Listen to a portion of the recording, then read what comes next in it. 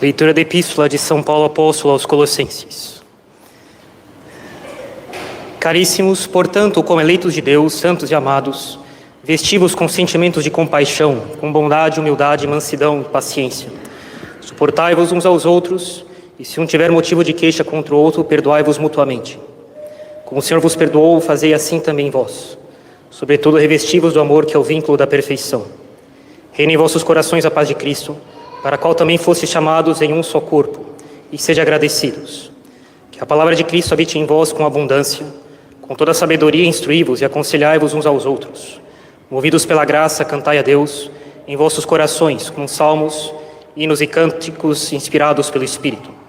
E tudo o que disserdes ou fizerdes, que seja sempre em nome do Senhor Jesus, por Ele dando graças a Deus Pai.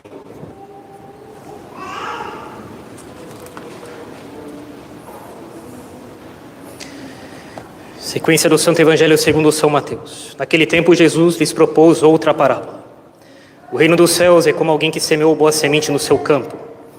Enquanto todos dormiam, veio o seu inimigo, semeou o joio no meio do trigo e foi embora. Quando o trigo cresceu e as espigas começaram a se formar, apareceu também o joio. Os servos foram procurar o dono e lhe disseram: Senhor, não semeaste boa semente no teu campo? De onde veio então o joio? O dono respondeu: algum inimigo fez isso. Os servos perguntaram ao dono: queres que vamos retirar o joio? Não, disse ele. Pode acontecer que ao retirardes o joio, arranqueis também o trigo. Deixai crescer um e outro até a colheita, e no momento da colheita direi aos ceifadores: retirai primeiro o joio e amarrai-o em feixes para ser queimado. O trigo, porém, guardai-o no meu celeiro. Em nome do Pai, do Filho e do Espírito Santo. Amém. Ave Maria, cheia de graça, o Senhor é convosco. Bendita sois vós entre as mulheres e bendito é o fruto do vosso ventre, Jesus.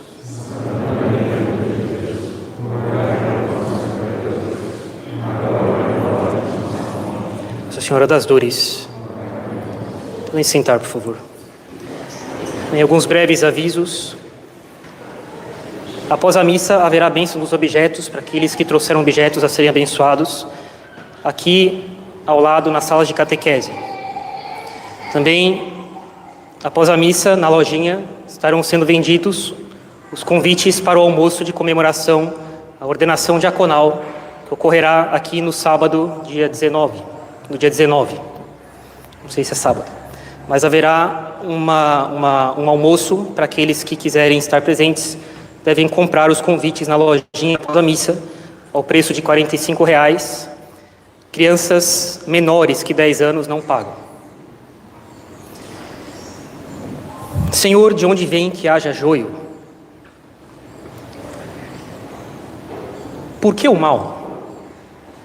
Existe racionalidade, existe razoabilidade na presença do mal no mundo.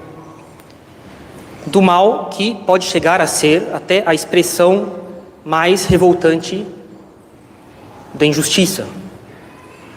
Existe razão nisso. Onde está a razoabilidade de Deus ao permitir o mal? Campos de concentração, abortos em massa.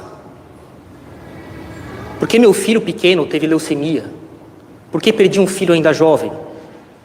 Por que fui traído, traída? Por que o rito romano tradicional é objeto de injustiças? Aqui e lá. Uma missa, em grande parte silenciosa, ao longo da semana dura 30 minutos, faz as pessoas ficarem de joelhos diante de Deus, faz os jovens rezarem, buscar a Deus com sinceridade, se arrependerem de seus pecados. Onde está o problema? Por que a veem com maus olhos? Alguns de vocês, ou todos, poderiam dizer: padre, existem pais que têm filhos drogados, eles roubam dentro de casa, dormem na rua sujos por causa de drogas. Eles são ameaçados por traficantes. Seus pais não sabem se vão encontrá-los, quem sabe no dia seguinte, talvez mortos. Tudo o que esses pais queriam é que seus filhos estivessem rezando o terço de joelhos numa igreja, indo à missa. E tem pais que fazem as vidas dos seus filhos um inferno porque eles vão na missa em latim. Grande problema para a vida dos filhos. Que terror. E tem pais que têm filhos drogados. Não sabem se os filhos no dia seguinte vão estar vivos. E tem pais que implicam porque os filhos vão na missa em latim. É injusto com esses jovens. que vão na missa. Se eles estivessem levando uma vida devassa, talvez seus pais não fossem tão severos com eles. Talvez dissessem uma palavra ideal: se cuida, não vai fazer bobagem, das piores. Mas não vem problema no filho fazer coisas assim, pecados gravíssimos. Cadê o apoio ao bem, padre? Não sei quantos de nós aqui também já se perguntaram qual seria a razão pela qual Deus continua mantendo a existência de um médico no instante que ele está fazendo um aborto. Por que Deus mantém aquele médico vivo? Por que ele não dá um sumiço com aquele médico? Por que ele não faz desaparecer aquele médico? Ou pelo menos morrer antes de fazer o aborto? Por que Deus coopera com o mal? Não sou eu quem digo, é São Tomás. Por que Deus coopera com o mal, mantendo os maus existindo na hora do ato? De um aborto, por exemplo, de um campo de concentração. Por que o joio? De onde vem que haja joio? Pois bem, caríssimos, a parábola do joio e do trigo hoje nos dá a ocasião de refletir sobre essas questões fundamentais da existência humana, de refletir sobre o mal. De vez em quando é bom refletir sobre essas coisas, senão corremos o risco de passar nossas vidas, nosso tempo aqui nesse mundo, como uns arruaceiros que se divertem e não se colocam questões fundamentais pelas quais nós passamos todos os dias, as pessoas do meu lado. E o que eu tenho a ver com isso? De que modo eu tenho que lidar com isso? Como eu devo ver isso, julgar isso e reagir a isso? Por que Deus permite o mal? De onde vem que haja joio? E é necessário reconhecer que, se fazer essa pergunta, e ainda mais pretender respondê-la, crianças com leucemia, campos de concentração, mantém na existência um médico no ato em que ele faz um aborto. E, entretanto, essa questão se impõe a nós o tempo inteiro. Esses males acontecem comigo, com cada um de nós os sentimos na pele, somos obrigados a lidar com o mal, aonde quer que nós vamos, sobretudo quando nós sofremos o mal que nós não buscamos, que alguém causou contra nós. E para responder isso daí, é necessário antes se perguntar, mas quais são as formas do mal? E essa é uma pergunta que é um reflexo filosófico. O primeiro reflexo de qualquer bom filósofo é de que a cada vez que um termo é usado, mal, cada vez que uma palavra é usada, o filósofo se dá conta de que esse termo é compreendido em vários sentidos. Pode ser usado de vários modos. E ele então procura fazer uma classificação, uma explicação desses vários sentidos da mesma palavra. E é o que leva a dizer, durante sua reflexão, que esse termo pode ser compreendido em vários sentidos. E o termo mal não possui um único sentido. Ele tem uma multiplicidade de sentidos, em função do bem do qual ele nos priva. Existe o mal da natureza, por exemplo, uma doença. Um mal natural. Existe o mal moral, é o mal que eu cometo. Existe aquele mal que eu sofro. Existe a dor e o sofrimento pelos quais eu passo sem ter ido atrás. Existe o mal na ruptura de relações com alguém. Quantas pessoas querem, no momento em que elas casam, construir algo de bom, algo positivo, mas eis que um cônjuge falta a sua promessa e é causa do mal da separação e do divórcio. Existe assim uma multiplicidade de formas de mal. Certamente o número de males concretos é quase infinito, incontáveis. Mas existe uma multiplicidade de formas de mal, espécies de mal, nos quais nós podemos classificar os incontáveis males concretos e pessoais. O mal da natureza, o mal físico, o mal moral, que é o mal que eu cometo, o mal que eu recebo e sofro, o mal em relação à graça, que os teólogos chamam de pecado, que tem como consequência a privação da vida divina na alma. E essas distinções podem ter, e têm de fato um primeiro aspecto muito abstrato, mas distinguir as diferentes formas do mal nos permitem ter já uma pista em direção a uma solução, em direção a uma certa resposta à presença do mal nas nossas vidas e no mundo ao longo da história. é que pode acontecer que uma forma de mal, e aqui vem a resposta, aqui vem a importância dessas distinções de formas de mal. Mal da natureza, mal físico, mal moral, mal que eu sofro. É que pode acontecer que uma forma de mal seja a ocasião de um maior bem num outro campo, numa outra esfera.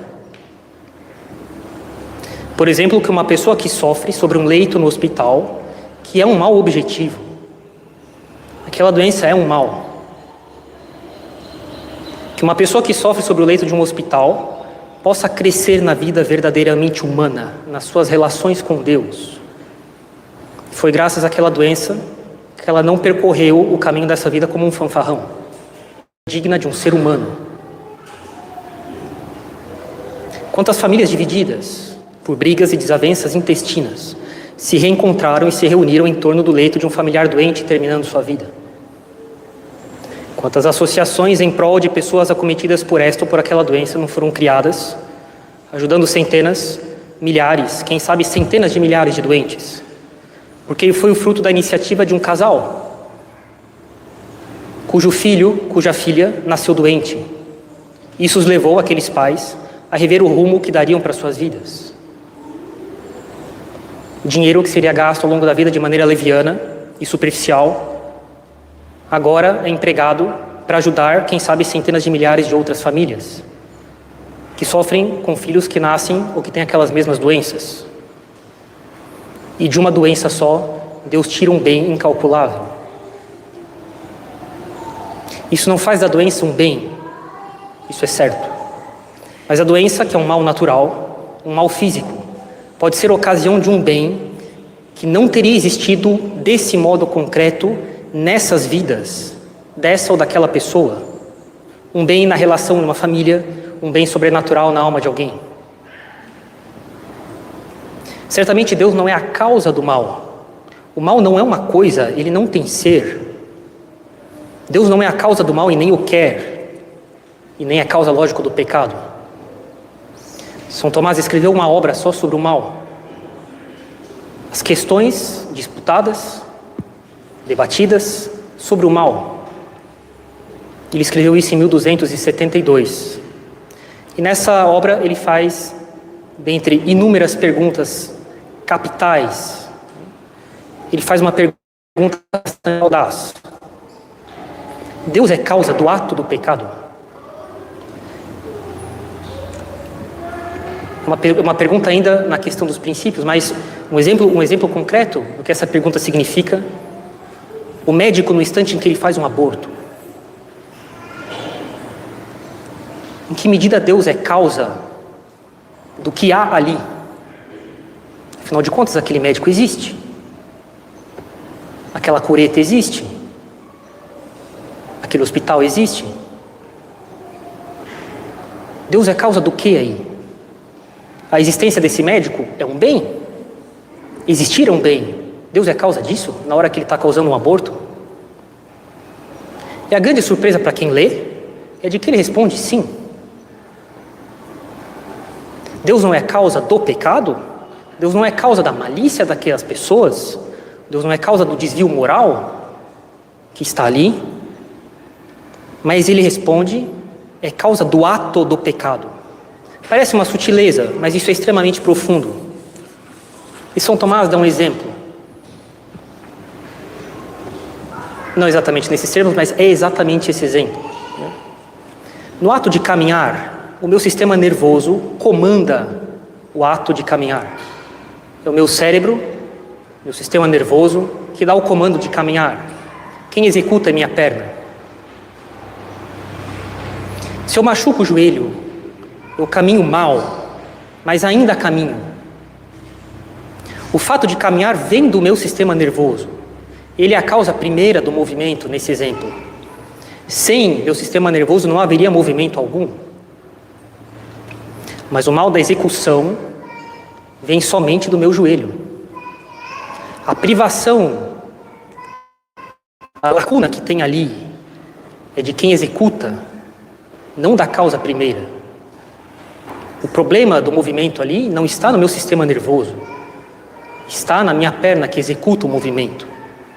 E assim também no pecado de alguém, Deus é causa de tudo o que há de ser ali, de tudo o que existe.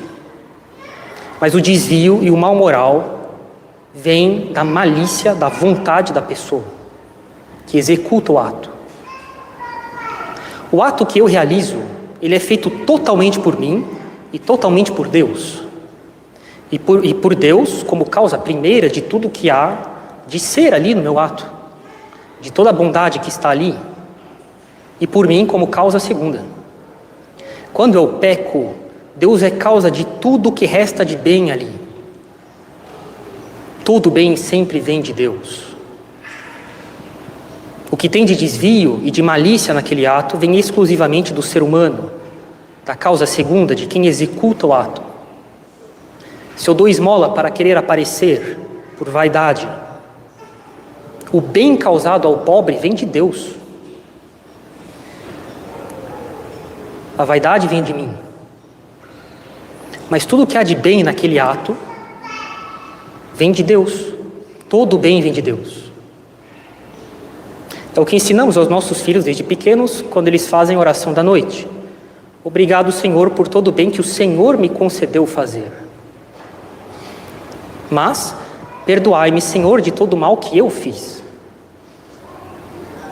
O desvio vem unicamente da causa segunda. O pecado não vem de Deus. Vem somente da causa segunda, do homem e de sua malícia. Em qualquer ato no qual existe um pecado, Deus está mantendo ali tudo o que é, tudo o que é ser, tudo o que há de bom ali, ainda que sobre um resquício de bem, sobre o qual o mal irá parasitar e corroer. Quando um médico está fazendo um aborto, Deus mantém aquele médico na existência. Deus mantém essa bondade. Agora, a questão é a seguinte: por quê? No primeiro momento, se nós nos perguntássemos isso, nós faríamos isso se estivéssemos no lugar de Deus? E aqui vem a postura do Senhor do campo na parábola. O Senhor quer que nós arranquemos o joio? Não, deixar que ambos cresçam até a colheita. A postura dele é luminosa e obscura ao mesmo tempo. Por que Deus permite o mal? Por que Deus continua mantendo um médico no ato do aborto existindo? Por que Ele não dá um sumiço naquele médico? E assim aquela criança não é morta? A resposta, caríssimos, não é a de que o homem é livre, Deus respeita a liberdade do homem. Os parabéns por essa resposta liberal. Essa não é a resposta. Deus não fica de braços cruzados, assistindo o teatro da história acontecer, respeitando a liberdade humana, como se ela fosse superior à vontade dele. Que delírio! Resposta típica de um liberal. A resposta correta, caríssimos, é: a história ainda não chegou ao final. Essa é a resposta correta. A história do mundo ainda não terminou. Essa é a postura do Senhor do campo: deixai que ambos cresçam até a colheita, até o fim. Ele mantém aquele médico existindo no ato do aborto. Por quê? No fim da história nós saberemos. Algumas razões: por bondade de Deus, por consideração à nossa fraqueza na fé, para nos dar esperança, Deus nos permite vê-las ainda nessa vida. Muitos males que acontecem conosco acabam tendo resultados bons e espantosos ainda nessa vida. Deus faz isso por bondade, considerando a nossa fraqueza na fé. Mais ou menos como se Ele dissesse para nós: homens de pouca fé, se não veem sinais, não creem. E Deus, por consideração à nossa fraqueza, nos permite ver algumas coisas ainda nessa vida. Os benefícios que vieram para nós por causa dos males que aconteceram conosco. Benefícios em outra ordem. Um mal relacional na família, um mal físico da natureza, que é ocasião de um bem maior em outra esfera. Isso nos dá esperanças. Nós vemos por uma fresta, um pouco da luz de Deus nessas coisas. Mas tem outras coisas que nós nunca veremos até chegarmos ao céu. É uma questão de fé. Deus pede que nós façamos um ato de adesão da nossa razão às razões de Deus, uma confiança na sua providência. Como Abraão fez ao obedecer a Deus, que pedia que ele sacrificasse seu filho, depois ele entendeu o porquê. Lógico, um ato único na história. Se alguém chegasse em direção espiritual falando assim para mim: Padre, Deus pediu que eu sacrificasse meu filho, falando: isso é coisa do demônio, né? Eu proíbo você de fazer isso. Óbvio que havia alguma coisa ali que fazia com que Abraão tivesse a certeza de que era Deus que pedia. E foi um ato de fé. Não foi só de desapego parental. Eu sempre lembro isso. Ele vai com os servos até o pé da montanha, do monte, e diz para eles: ficai aqui, eu e o menino subiremos, ofereceremos um sacrifício para Deus e nós desceremos. Ora, ele sabia que ele iria matar o filho dele. Por que ele diz que ele e o filho vão descer? Ele mente? A verdade, como os padres da igreja explicam, e já muitos rabinos no Antigo Testamento explicavam assim, Abraão faz um ato de fé na ressurreição dos mortos. Ele tinha a plena convicção de que a onipotência de Deus era capaz de ressuscitar o filho dele, que ele iria matar. O motor que levou Abraão a obedecer a Deus foi um dogma de fé. Por isso São Paulo, que era rabino antes de se converter, fala: Abraão foi justificado pela fé, não pelo desapego. O que levou ele a ter desapego pelo filho e obediência a Deus foi uma verdade de fé sobrenatural, revelada, que ele nunca viu, a ressurreição de um morto. E sem ver, ele acreditou. E foi isso que levou ele a fazer o que ele fez. É isso que Deus pede para nós quando acontecem males na nossa vida. Uma adesão da nossa razão às razões de Deus, uma confiança na sua providência. Por bondade, Ele permite que algumas vezes nós vejamos as razões nessa vida, em algum grau, que o levaram a permitir esse ou aquele mal. Mas a verdade é que muitos males ainda nessa vida permanecem sem resposta. E esse ato de confiança e de fé em Deus tem uma expressão bastante concreta: não lutar por uma vida nessa vida. Isso aqui é o coração do catolicismo, a visão colocada na vida eterna. Não existe outra explicação que dê conta total do mal nesse mundo, se não é uma razão sobrenatural. Existem males que, se forem destrinchados pela reflexão ao longo de toda a vida, permanecem sem resposta aqui. Eles não têm razão de terem acontecido, porque eles não desembocam em nenhum bem aqui, nesse mundo. Um bem natural. Inclusive, deve ser para as pessoas um certo estímulo para que elas reflitam: será que não há um outro mundo? Porque senão as coisas não têm sentido, nem o bem. Quantos bens são feitos e não recebem recompensa nessa vida? Para que fazer o bem, então, pelo menos em algumas circunstâncias, se nessa vida eu não recebo recompensa? A explicação só pode ser a de que a totalidade da criação inclui um universo, um mundo sobrenatural. Almas, céu, purgatório, graça, virtudes sobrenaturais, mérito, vida de união com Deus, retificação das intenções, arrependimentos, conversões, graça. Essas coisas nós não vemos. Sem isso, o problema do mal não tem resposta. Sem isso, a manutenção que Deus realiza da existência de um médico no ato de fazer um aborto não tem resposta. De soldados mantendo um campo de concentração não tem resposta. Deus, Ele mantém o bem que existe no ato do pecado por um bem maior, por uma causa proporcionalmente grave, nós dizemos isso em teologia. Isso vale também para o aborto. Isso vale para qualquer mal. Porque Deus tem alguma razão proporcionalmente grave para fazer isso. Algumas poucas vezes nós veremos as razões disso nessa vida, mas é necessário reconhecer que só depois de morrermos, só no céu, só depois do juízo final, nós compreenderemos toda a história. Como eu digo nas aulas de catecismo, o dia do juízo final será a maior aula de história que Deus dará. Ele percorrerá de Adão até o último homem, até a última geração dos homens, dando uma aula magistral de história, mostrando para as pessoas as razões que o fizeram cooperar, mantendo a existência das coisas enquanto as pessoas pecavam, mantendo o pecador existindo enquanto ele fazia coisas atrozes. Nós não temos acesso a essas razões, mas é uma coisa, eu diria, óbvia, se nós não somos egoístas e apaixonados por nossos apegos.